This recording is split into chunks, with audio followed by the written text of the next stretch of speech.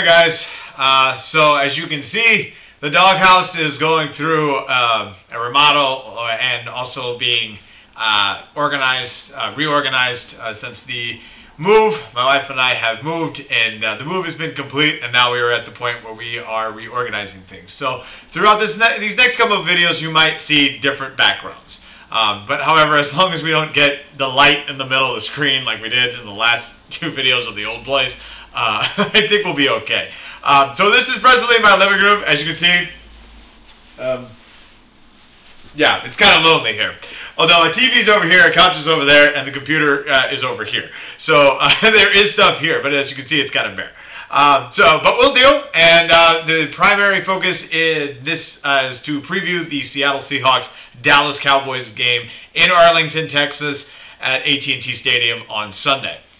Now, before we get this underway, I have a little bit of an issue.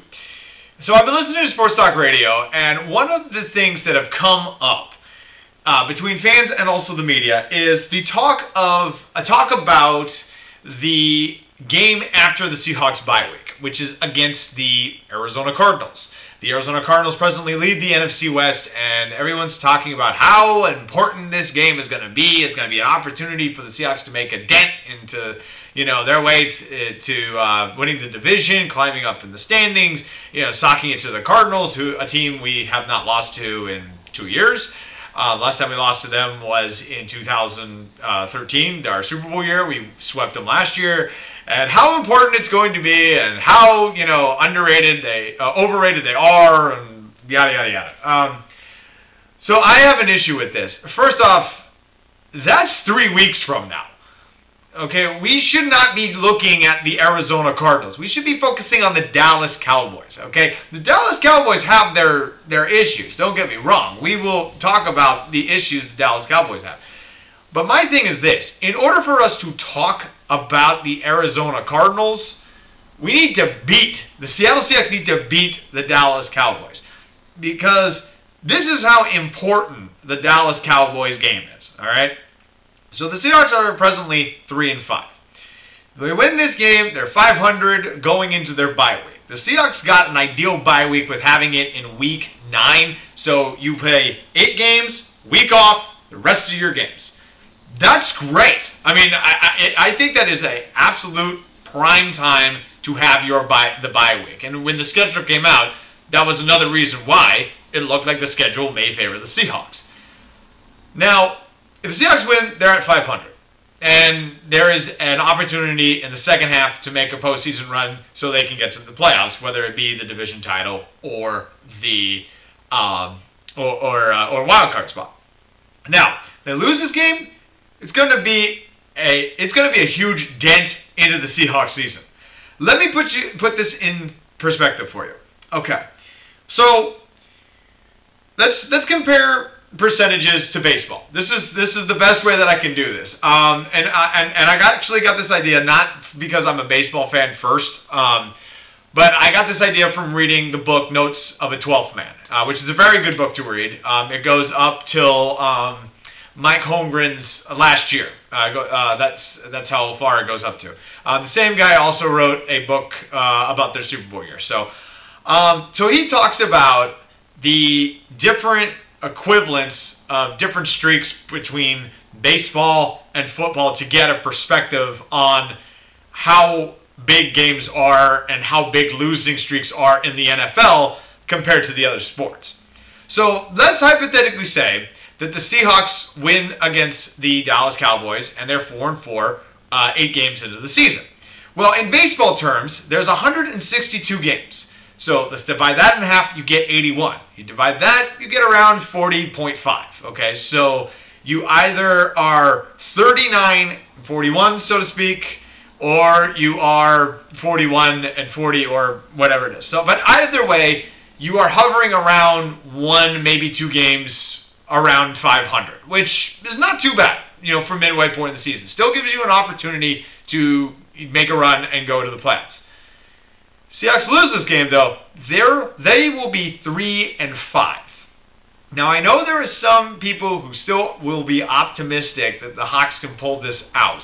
if they are going to be 3-5 heading into Week 10 against the Arizona Cardinals. I have to use Week 10 because of Seattle's got the bye in Week 9. But if the Seahawks lose, their winning percentage is going to be, going into their bye week, 375. To put that in baseball terms, that is around a 30-win, 50-loss record. Okay, that's 20 games under 500. You basically are completely out of the race if you reach that point in baseball and you are at the percentage point of 375. Okay? So, if the Seahawks lose to the Dallas Cowboys, we may not even be talking about the Arizona Cardinals for 2 weeks. We might be thinking, holy cow, the Seahawks are now under 500 by 2 games. They definitely will have to beat Arizona, and we would be looking at Arizona's game as possibly the final dagger.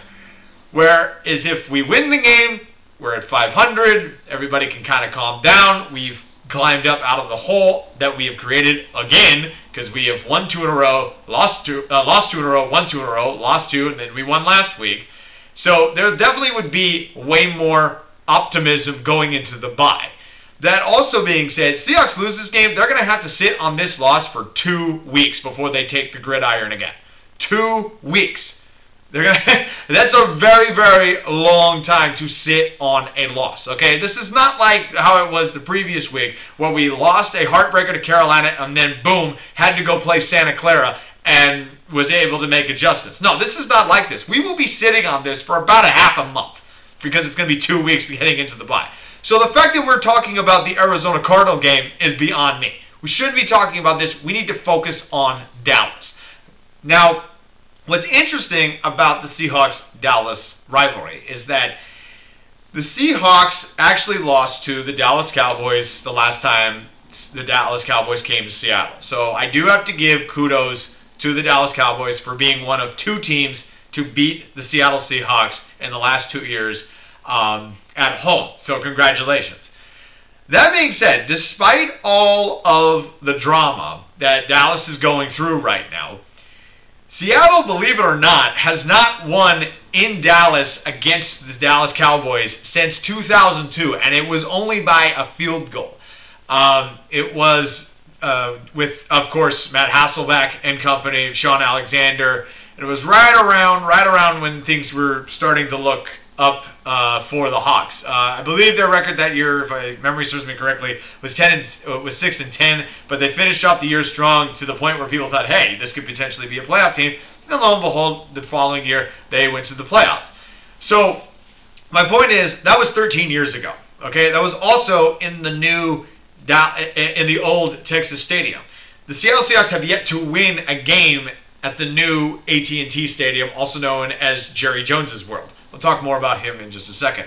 So, even though Dallas is struggling, Dallas is actually very, very difficult to play. Some people actually would even call it the football mecca of the world. Why? Because football is very popular in Texas. That might be the understatement of this blog project, but it definitely does play a role with the Seahawks going down to Dallas. Now, the Dallas Cowboys, even though I am nervous about playing them, got to put this in context. They are going through their usual soap opera. Now, some people like to call the Dallas Cowboys, America's team. I'm not going to go down that route. I personally disagree with that statement. I, however, am not going to go into that. And if you think they are America's team, good for you. I've heard the arguments. Okay, whatever. I'm moving on.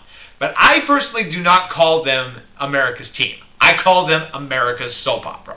Because every single year, how many times do we have to hear from the media, from all the NFL experts and from SportsCenter and NFL Live that the Dallas Cowboys are finally going to do it this year?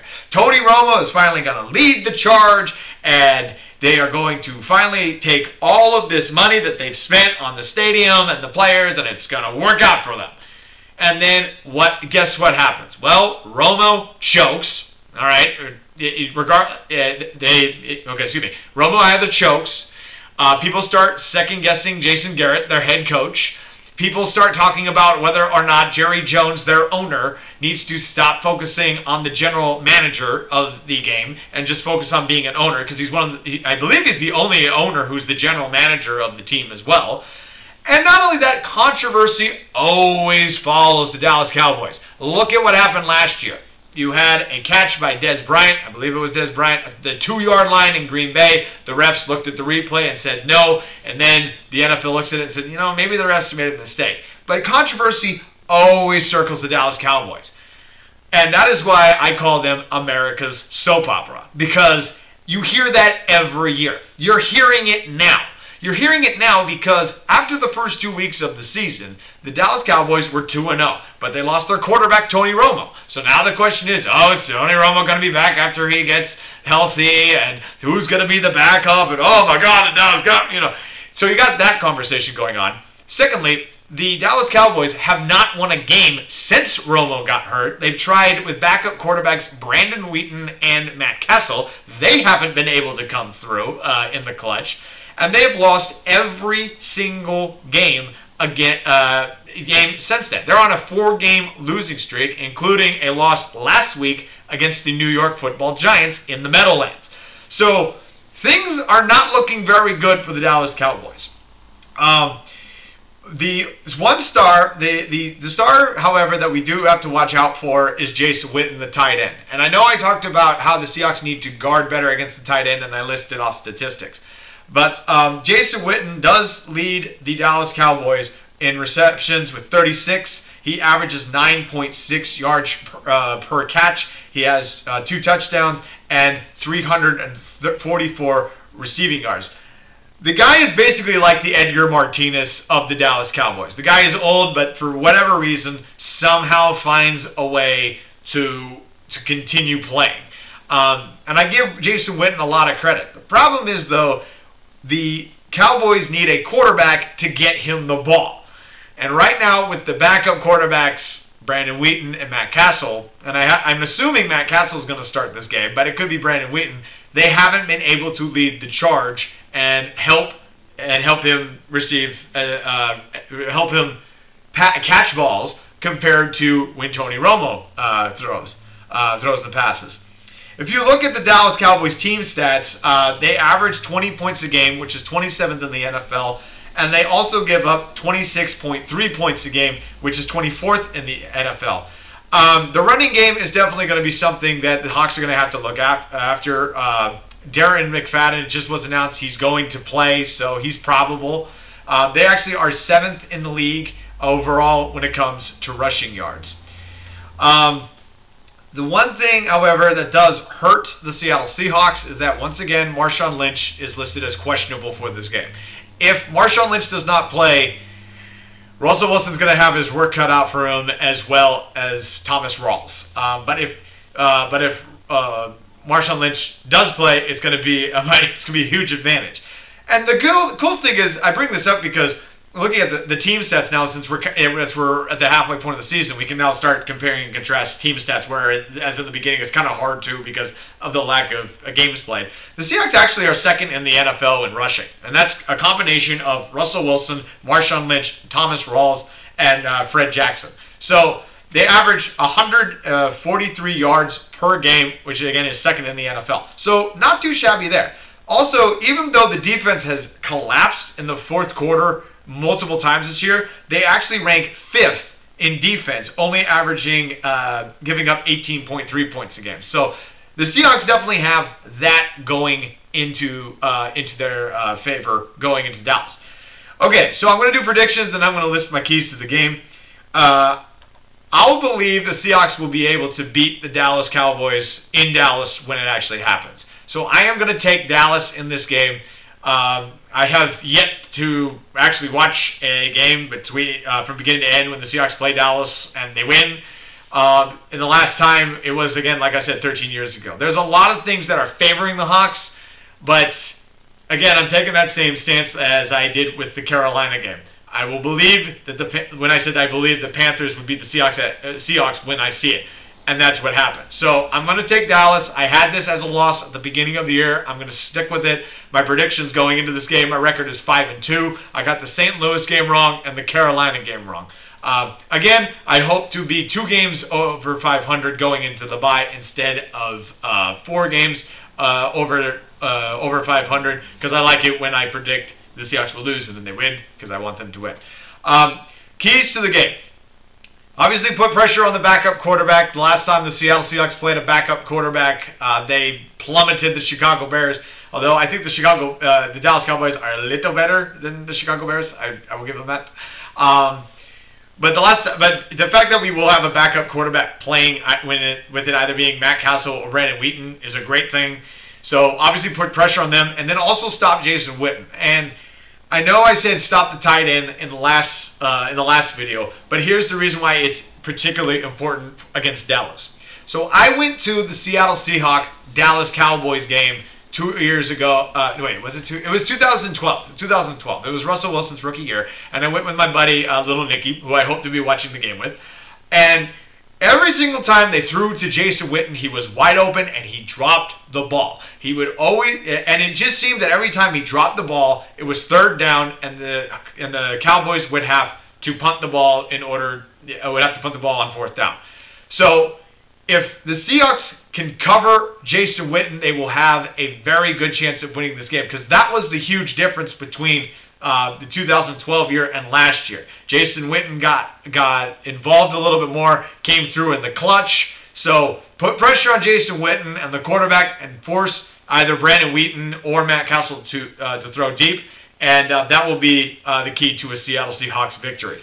So that's what I got for the Seattle Seahawks versus the Dallas Cowboys. I will attempt to recap the video on Sunday. Thank you very much for watching. I'm going to now start unpacking some more boxes. So I will talk to you later. Go Hawks, and let's go beat the boys of Dallas.